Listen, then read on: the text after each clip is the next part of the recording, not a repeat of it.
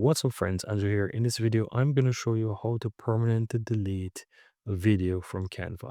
So let's say you're in your design and I'm going to quickly open up my design right here. And as you can see, I'm in Canva. Now, if I want to delete a video, I want to go ahead and find my upload. So find upload on the left side.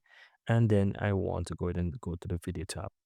Here I'll be able to find the video that I upload, and so I can click the box here and then click in trash.